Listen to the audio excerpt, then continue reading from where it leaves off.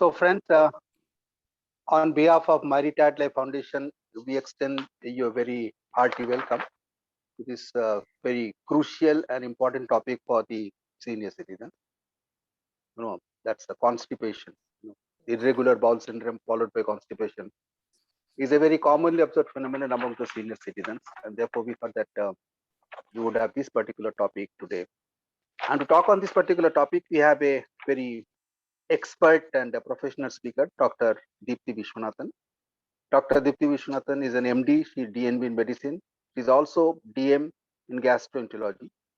She is a gastroenterologist, she is a hepatologist, and she is also an endoscopist. She has got her own clinic, Swasti Clinic in Vashi. She is also associated with the Reliance Hospital, Koperkainer, Reliance Hospital, which is a very famed hospital in Koperkainer. And she is also available on call at the various places in Nerul, Airoli, Khargar, and other places. Dr. Deepthi Vishwanathan is an expert in this particular area, and therefore we thought that she'll be the right speaker for this particular topic. And we met this is through the initiative of Mrs. Girija Venkateshwaran, our own member, and she's the niece of Dr. Girija. So we express our gratitude to Mr. Girija for getting Dr. Deepthi Vishwanathan for this particular talk. Dr. Deepthi, the floor is open to you. Welcome you, and the floor is open. Thank you for the warm welcome. I'll be presenting a small PPT on constipation. So pardon me if there are too many medical terms. You can stop and ask me, and later on also we can have a discussion. Okay, am I audible? Yeah, you're audible. Yeah, okay. You're audible. Yeah, okay. So shall I start? The screen is visible to everyone? It's visible. Yeah, okay. So I'll start. Okay. You can make it, can you make it full screen? Just a moment. I think it is full screen. Yeah.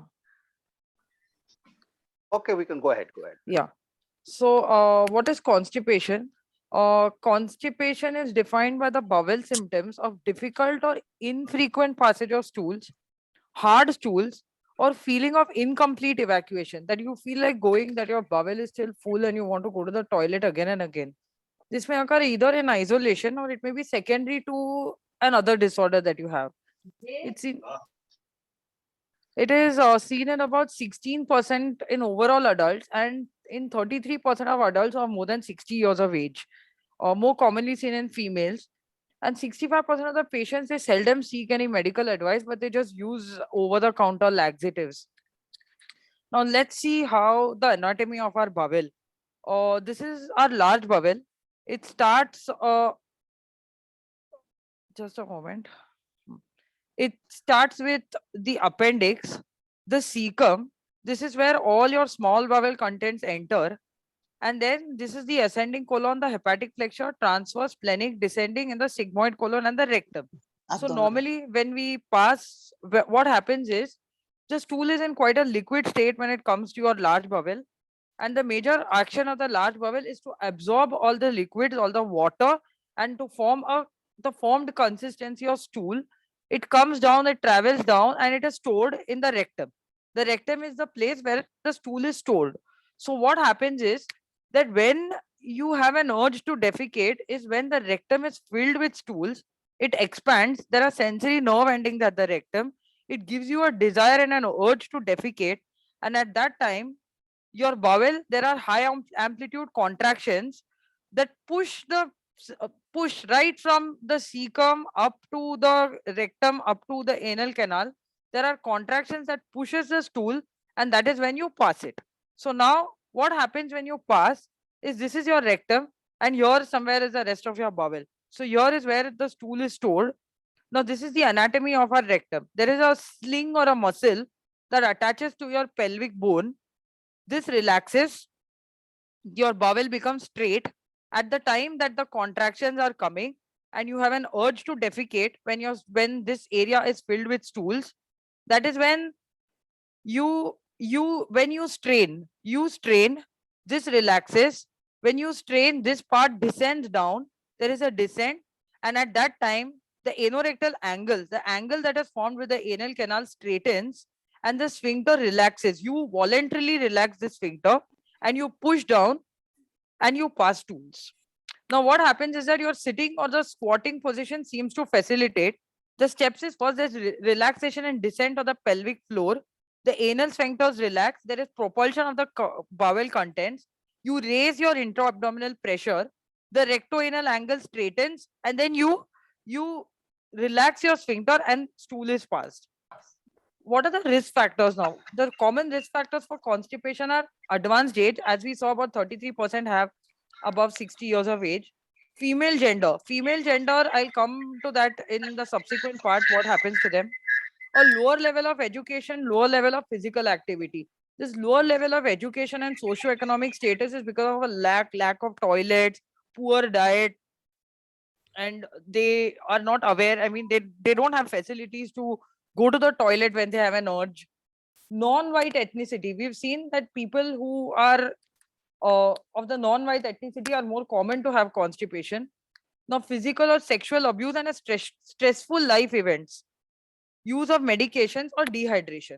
Other common causes include diabetes, hypothyroidism, when your calcium levels are very high, or neurological disorders, muscle disorders where they are not able to generate enough power or enough force to propel the stools, or certain very specific disorders and psychological disorders. This may be secondary to medicine or also secondary to anxiety of passing stools, or medications which are commonly used by the elderly. Some include for pain, some include antispasmodics, more commonly in men used for prostate disorders, calcium supplements, or any disorders used for neurological dementia, Parkinson's disease.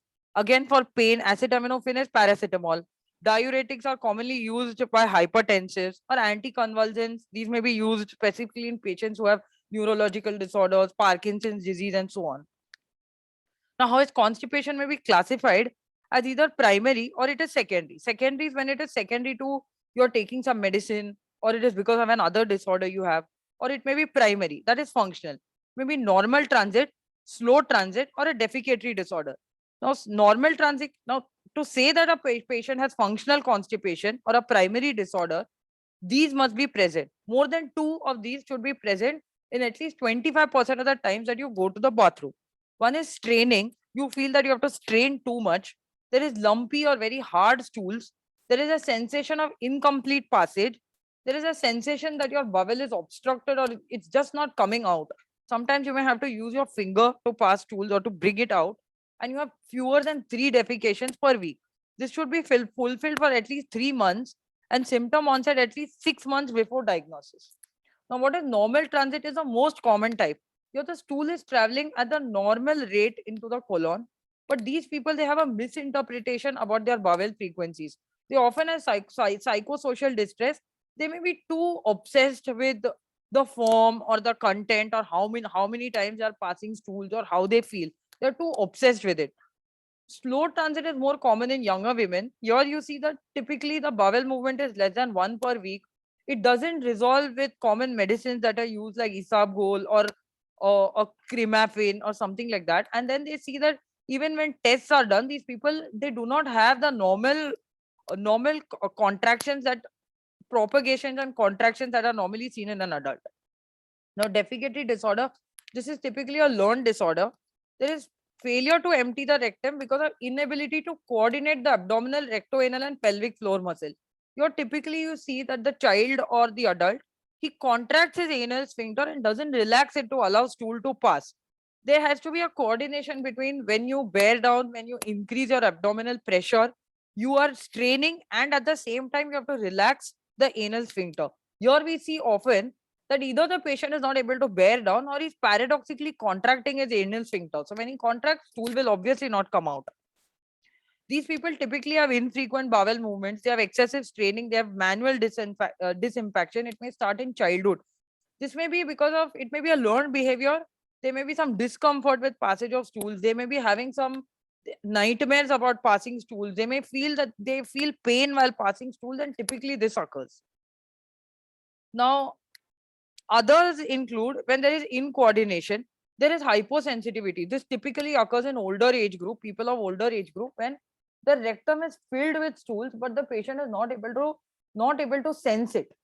They have an abnormal compliance when their rectum is able to distend to a very large extent and accommodate a lot of stools without any sensation, or they are not able to propulse. Although when they are tested, everything else is normal except for the rectal sensitivity or compliance. They're not able to generate enough force. That may be because of muscle weakness with older age, with very thin adults, you're not able to generate enough force to pass stools. This is dyssynergic defecation, and we have criteria to detect it. And there are typical tests that are done to see it, and they see that the basal resting pressure, the sphincter pressure, and manometry is used for detecting it. Now, this is a Bristol stool chart where you see there's type 1, type 2, type 3, type 4. This is the forms of stool, and they help to tell us about the transit, whether it is a normal transit or it is a slow transit constipation. 4 and 3 are normal passage of stool. You can see there are hard lumps or nuts. This is abnormal. If you have a sausage shaped and lumpy stool, that is also abnormal. If there are cracks on the surface, that is also abnormal. It should be smooth, soft. It should be smooth and soft. Blobs or edges, or if they are very liquidy stools which are not able to take a proper form, that is abnormal. Now, typically, this is a long transit. The first, second type of stool is because of very long transit. They are hard stools. The stool is in the colon for a very long time. All the water is absorbed and it's become very dry and hard. It's difficult to pass stools like that because there is no bulk in it. The other disorders that may be present are rectocele, where the rectum is bulging. It is bulging out when you pass stools, and that is why enough of force is not being generated. This is typically occurs in women. It may be because of childbirth, the muscles around the perineum are harmed, or it may be because of people who have perpetually been straining too hard to pass stools, or this is a long-term effect of gravity where your job involves standing for too long, straining and increasing the abdominal pressure for too long, lifting heavy weights, and so on. This is detected with a defecating proctography. That is a typical test where a dye is inserted into your bowel and x-rays are taken or a CT scan is done, and a dynamic movement of the bowel is seen, and where you can see that the rectum is bulging out. Okay, it may require exercises or it may require a surgery. Or others include a descending perineum syndrome, where the pelvic floor is supposed to descend a normal to 1 to 4 centimeters. Like I told you in the first slide, when you strain a part of your pelvis, it comes down to help in increasing the pressure. So that is happening too much.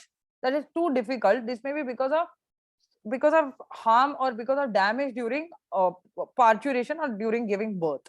Now, anorectal manometry is one of the tests that is done for detecting the cause of constipation or to detect the pressures around your rectum and the anal canal, where typically a balloon is inserted, it is inflated. Now, this inflated balloon is acts like a stool mass, and the patient is asked to pass stools to imagine that those are stools and to pass stools.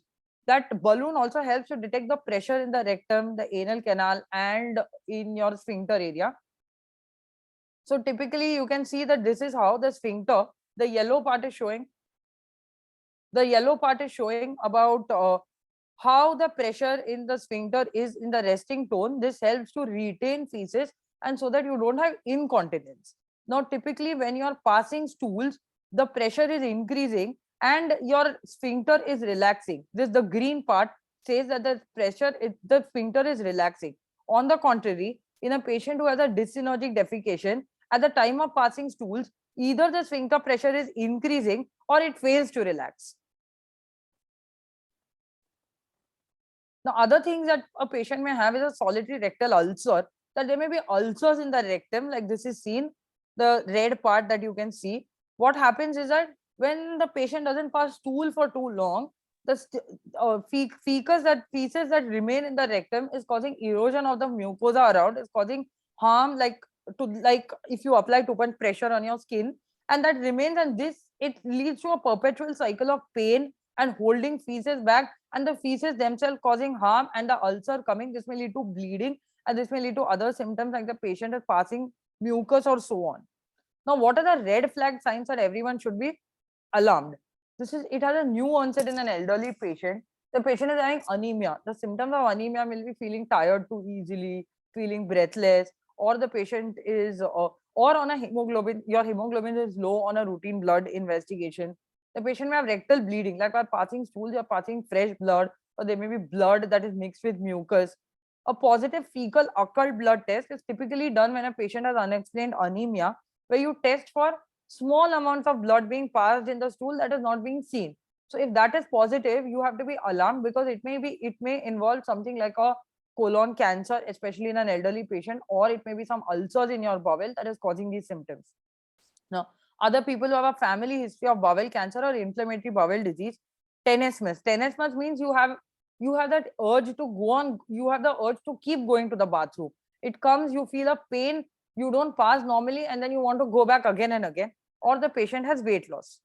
Now, what are the management? Sometimes reassurance is the only thing that is necessary. You tell the patient this is typically in a slow transit constipation. When patients are too obsessed with their bowel symptoms, all their tests are normal, you don't find anything abnormal. The patient should be told about how the patient is typically explained that it is normal.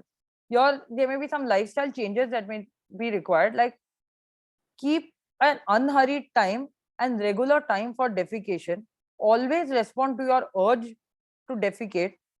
Sometimes, especially in elderly people, they are not able to strain properly, whereas support, especially when you're using a western toilet. Indian toilets are the best posture is attained in an Indian toilet for passing stool. So here you keep a stool under your feet when you're sitting on the toilet seat. It increases the height, the angle increases, and your ability to propulse increases. Other things that may involve include an inactive lifestyle. Activity should be encouraged. There may be people who are taking constipating drugs, so we can help those patients by either reducing the dose of the drugs or giving other supplementary things uh, to prevent constipation. And adequate water intake typically respond to thirst.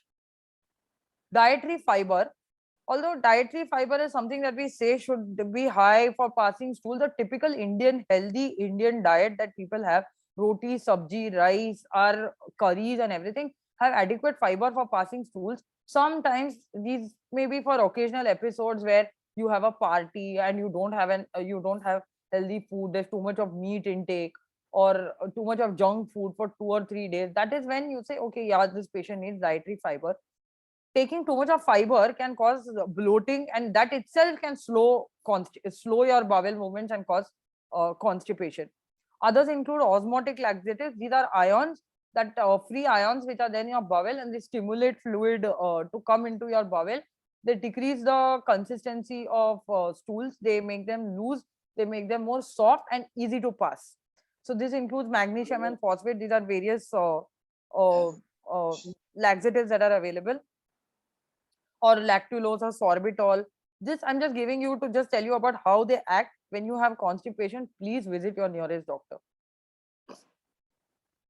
Or very rarely, the patient may require an enema. Sometimes the stool is so hard and it is stuck to the bowel, it's not coming out with any other medicines. You may require an enema to bring it out. Another thing is anorectal biofeedback. This is typically used in patients who have defecatory disorders. Like I said, they are not able to coordinate the increase in the abdominal pressure or relaxation of their anal sphincter, where typically a catheter or a finger is used, and the patient is taught about the correct method to pass stools, where he increases his abdominal pressure, at the same time he is able to relax the anal sphincter. So that is something to improve the coordination between the abdominal, gluteal, and the anal sphincter muscles. And it also helps the patient is trained on how to detect when stool is present in his rectum. So now what that constipation is not such an uncommon disorder. It can be treated with lifestyle measures, pharmacological treatment. I told you about the red flag signs. When it is new onset in an elderly patient, there is unexplained anemia, there's rectal bleeding, there is positive fecal occult blood, there's a family history of bowel cancer or inflammatory bowel disease, there is tenesmus, or the patient has weight loss. So when any of these red flag signs, you must visit your doctor.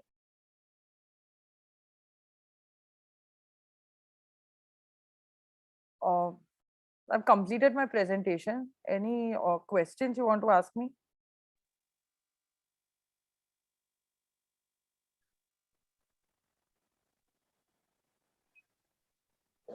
Wanted to see the second slide before you mentioned. Yeah, First sure. slide, second slide, we got very fast. Could Okay, you- I'll show it again. I'll show it again.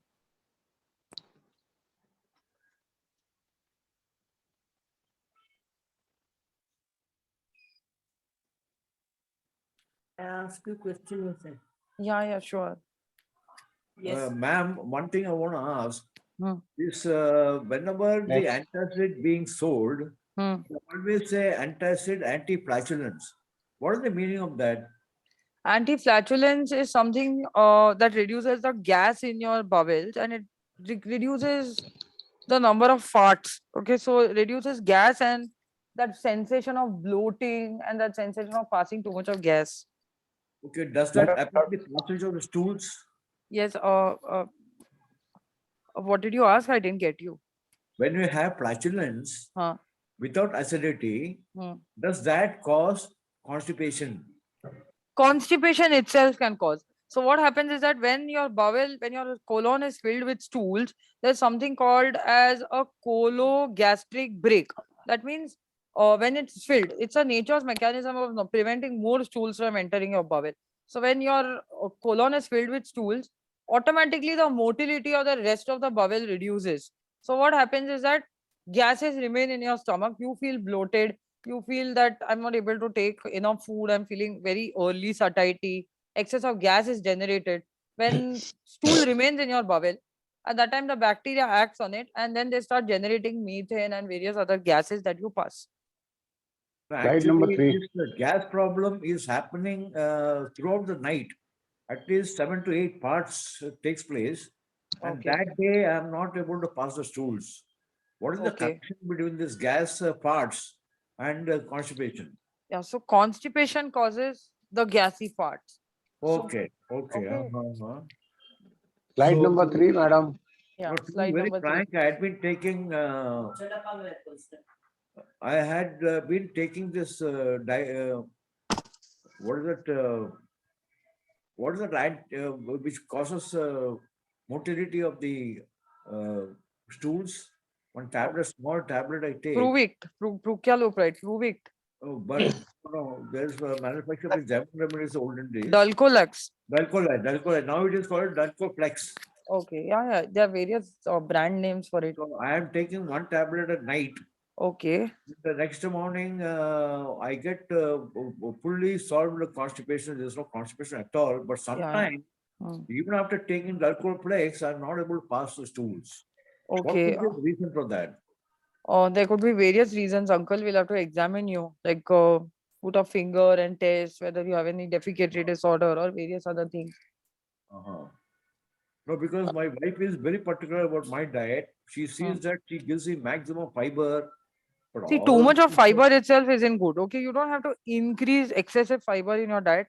Whatever, Uh-huh. like I said, normal Indian diet, rice, chapati, Yeah, sabji, and everything is good enough. Now, some food stuff are supposedly cause more gas. Okay, not supposedly, they do. It has been seen, like cauliflower, broccoli, yeah, peas, yeah, yeah, or excess of proteins in your yeah. food. They Uh, typically cause more gas, like chole, rajma, and all these things. uh. But Yeah, on the whole, they have enough fiber for you to pass tools normally. So you don't have to take anything extra or take extra efforts for it. okay. Another thing, my diabetologist told me to continue with Jawari roti. Madam, there are two questions which are come in the chat box. Yeah, The yeah, one is, let's proceed to the next yeah. question. Uh, what do you call? There is a chat question has come that you know, three questions are there. That what is colon infection? What That is is? one. The second is the colon infection. Yeah. Okay, yeah. I got it. I got it. Yeah. The second question is that just like a urine incontinence, there is sometimes stool incontinence also. I have got a very urgent urge to go to the stool. So So what yeah, can be that? that may be because of decreased rectal compliance. Like I said, I showed you the slide of the bowel. This slide that I'm showing here. This is what. One second, huh? So this is where the stool is stored. This is the rectum.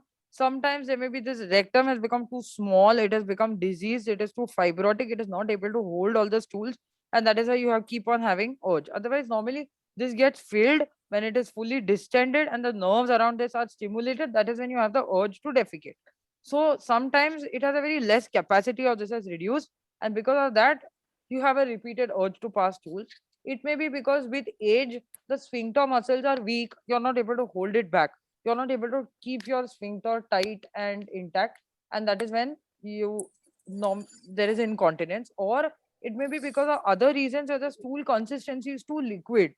That may be because of some malabsorption or so on. It's too liquid, and liquid stools generally the volume is high, the rectum is not able to hold it, and that goes away. So what is colon infection? I'll tell you. Colon infection is this mucosa. It may be bacterial or it may be an autoimmune disorder like inflammatory bowel diseases.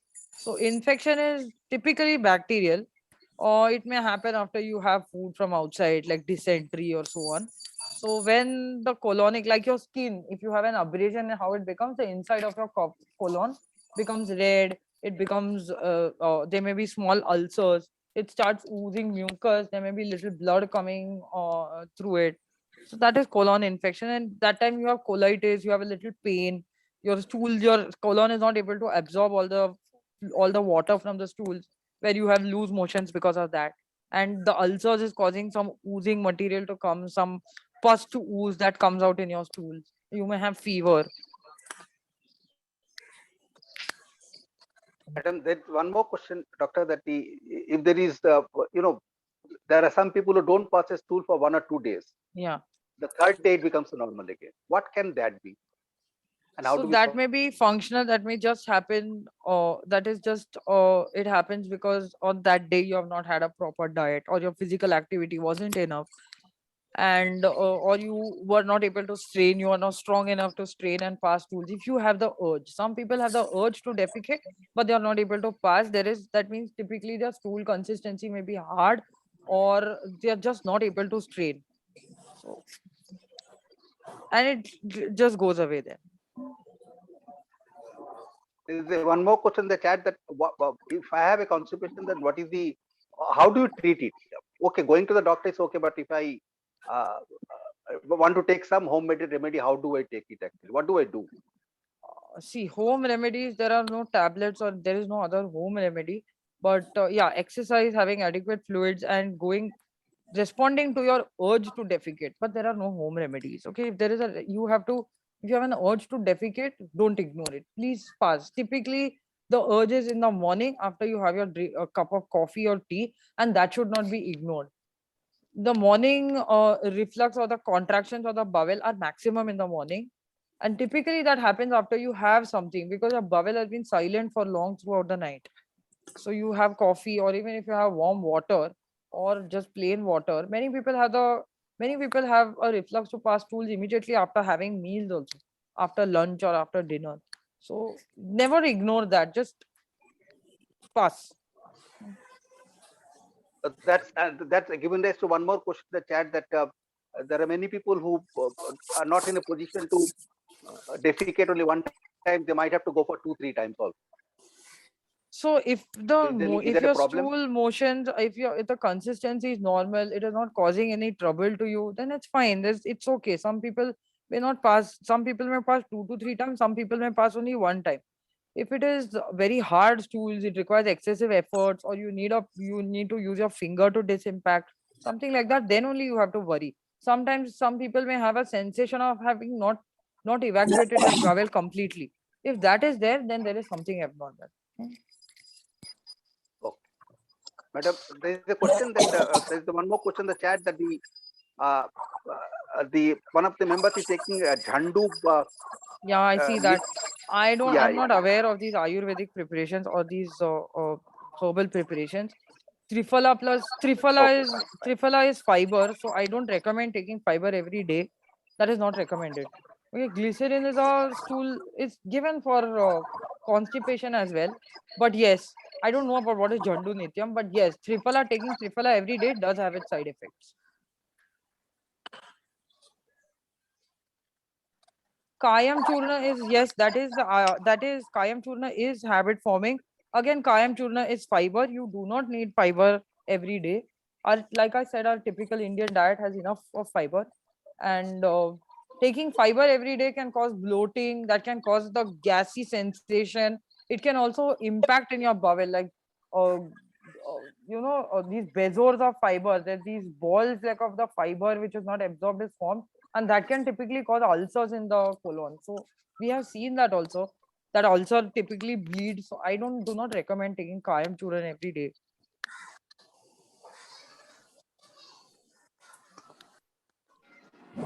Thank you, madam. Welcome. Other questions? Yeah, ma'am, can I ask you something, please? Yeah, sure. Please go ahead. Ma'am, I just wanted to check that in case, I do not have any signs of constipation, but if I feel like that maybe, once in a week or once in 10 days, I would like to flush off my colon. Oh. Can I do that? Is there any harm in doing it? And if it is not harmful, if I can do it, what is the way to do it to flush out maybe every week or every 10 days or so? If you are passing stools normally, then Uh-huh. your bowel is automatically getting flushed. You don't have to take any extra effort for it. Acha, not required at all. Not at all required. It's not at all required. See, if you unnecessarily take a laxative, it can be harmful. You take a laxative to flush out your bowel. You're passing stools. Naturally, your bowel is being flushed out. You take a laxative, it is just going out in a loose manner, and you feel that is why you feel the water is not absorbed. There is more bulk, and you feel that you're flushing it out. But that's not true. You're passing stools, right? So it's flushing out on its own. Ma'am, can I Madam. ask you one question? Yeah. I'm Meruna. By eating salads, I Yeah. mean carrot and cucumber, does it help in easing the constipation? So Passing your stool, I typical, mean. yeah. So natural, these are natural forms of fiber. So salads are a part of our diet Yeah. that is to have an adequate fiber intake.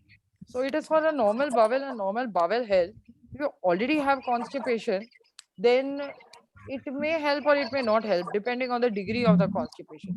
So supposing if you have indulged too much in a party where you have had pizzas, you have had all refined food, you have had sweets, you have not had roti, sabji, rice, dal, and all these things.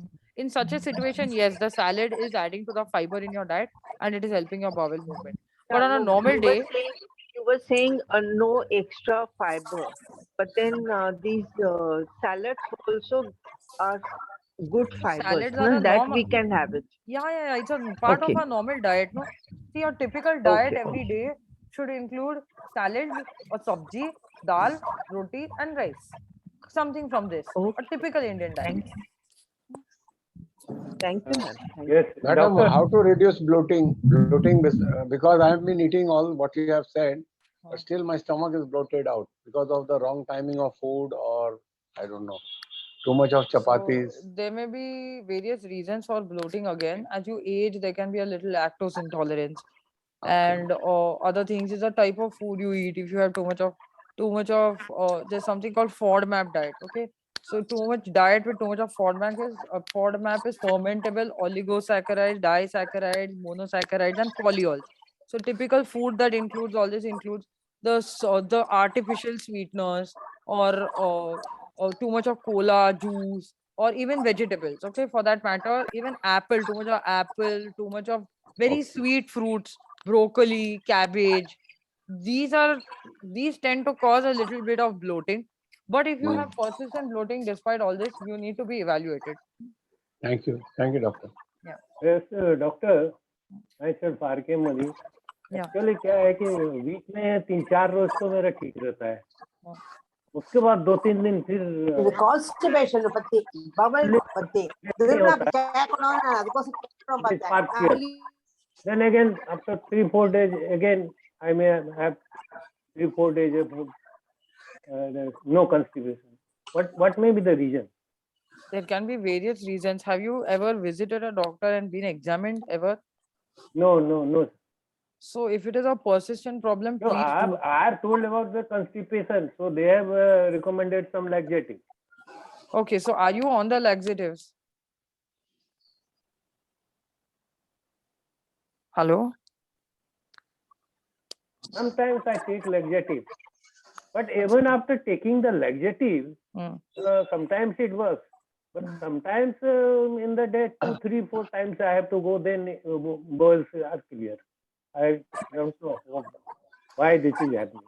Means your laxative, you must have taken too much of a laxative to go your stool to go 3-4 times, or you're taking too less of the laxative, or if none of them, then you need to be evaluated. Okay, doctor. Thank you. Ma'am, I want to Hello.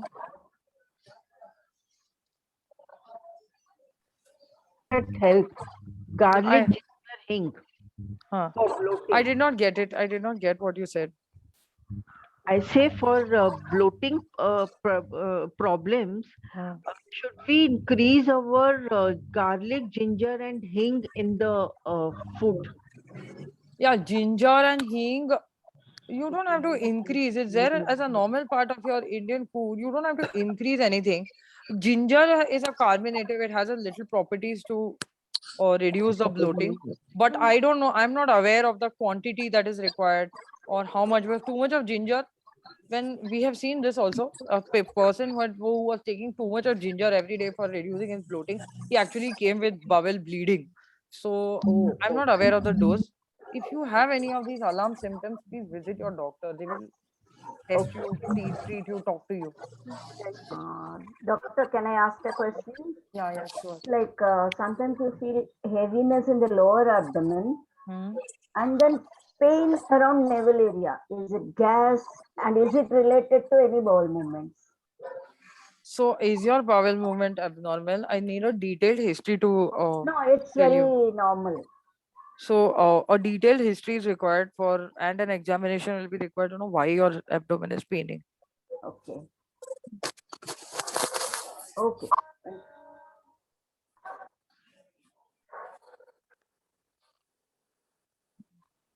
Any more questions?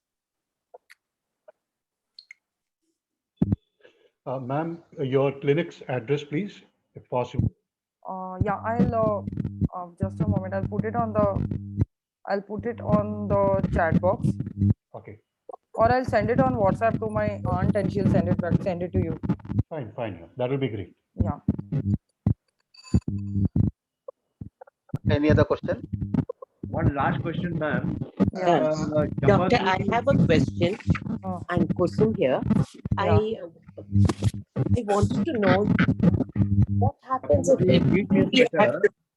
hello. I can't hear you. Yeah. Chapati wheat is better. Kusum madam, please go ahead. Question. Okay. And look, I've been having Kayam since at least 2-3 years, and Okay. that is how it's a normal bowel movement. But I want to know, you said ki anything every single day may cause harm. So what is the harm that you're talking to us about? With the Kayam Churan. Yeah. So Kayam Churan is fiber. It is too much of fiber to have it every day. So what happens is that fiber doesn't get absorbed in your bowel. It remains. Okay. So what happens? It is necessary to form bulk of stool, but your diet, an Indian diet, is sufficient. So when whatever is the excess fiber, it all accumulates, and it can form bezos. Bezos like a ball sort of a thing. It's all accumulated, and that can impact in your bowel, that can get stuck to your bowel and cause ulcers. And too much of fiber that is not absorbed, it is acted upon by the bacteria in your bowel and your colon, and it produces gas, it produces excess of flatulence, it produces excess of burping, that very gassy feeling, early satiety, you don't feel like eating anything, the bloated feeling. It's all recommended to be taken every day.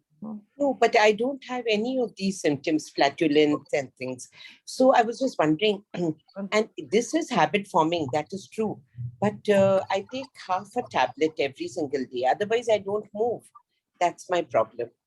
So I'd rather say you have something like a papaya or something, increase your fluid intake, exercise more, start walking 4 to 5 kilometers.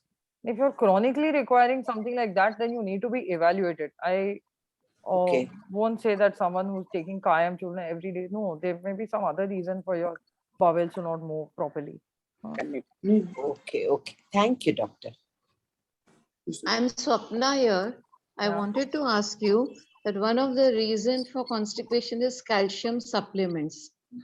And calcium supplement affect the kidneys also. So how do we take the vitamins?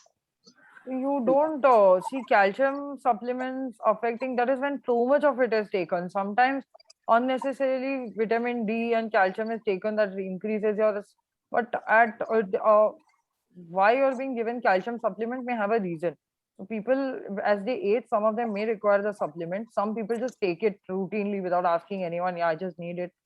That is when it is harmful. Can I ask one question? Okay, Yeah. thank you. Can I ask one question, ma'am? Yeah, sure. Madam, what do you suggest if anybody is using suppositories, whether it is harmful? What suppositories you mean? Passing through the anus. Yes, But yes. why is that person using it? If she or he has a good, severe constipation, in that case, No, they are it is not recommended on a daily basis or routinely. This person has to be evaluated for it. Okay. Okay, thank you. Then sometimes some people like bedridden patients and all are given suppositories because they will not be able to get up, go to the bathroom. Typically, their muscle action is poor. They are mobile. They are not mobile. The stool remains in one place. So that is when suppositories or enemas are given. Otherwise, not for a person who is walking, talking, moving around. No. Thank you. Any other question? Anybody else would like to ask any last question? Doctor Madam. Yes. Thank you so much. It's been triphala चूर्ण है ये, उसके बारे में आपकी क्या राय है?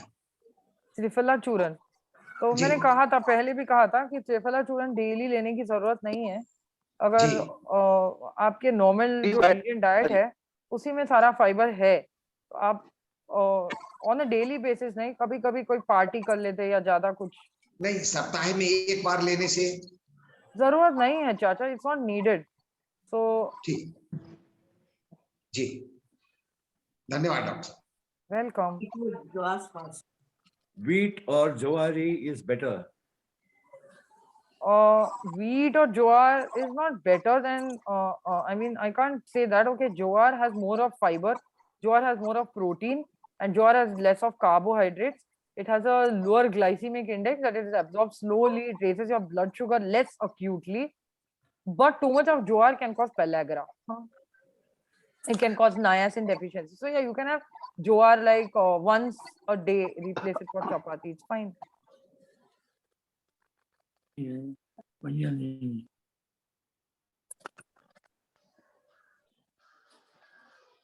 We'll take one more question if Yeah. anybody there. Otherwise, the last question. Any question? Madam, I have one question. Please go ahead, Mr. Yeah, actually, in diet, that roti and rice. So, which one is better? If I have a constipation, chronic constipation, more of roti or more of rice, which is recommended? Both are okay. Both are okay. There's no problem. See, roti or rice is typically a low residue diet. It has lesser fiber. It has no gluten. It is better tolerated by our bowels. Okay. So some people particularly have intolerance to wheat, but that is, they are diseased. They are asked to avoid wheat in all possible ways. But there is nothing, no too much of difference between rice and wheat otherwise. So, any percentage, any combination, type of combination or proportion is okay? Yeah, you can alter it according to your taste. And the only thing is, what happens when you take rice is that you tend to overeat. Like roti, you have one chapati, you can have calculated intake, but rice, you measure it. You have 1 katori or 1.5 katoris. Okay. So we just take it with our spoons, we don't measure. But roti is typically 1 ball made. So for healthy purposes, that is why wheat is recommended over rice, because it is calculated intake. Otherwise, it doesn't make too much difference. Okay, but taking rice at night, does it create any harm? No. Nothing. Okay. Thank you. Yeah. Okay. So, Dr. Dipti Vishwanathan, we had a fascinating session. Yeah. I mean to say, a lot of questions were answered with a lot of ease, and we were extremely delighted to have you with us. Welcome. It was a pleasure being invited by you. Thank you. Thank you, doctor. Thank you, doctor. Thanks, Girija madam also. Thank you very much. Thank you so much, Yeah. Welcome. Very nice. Thank you, doctor.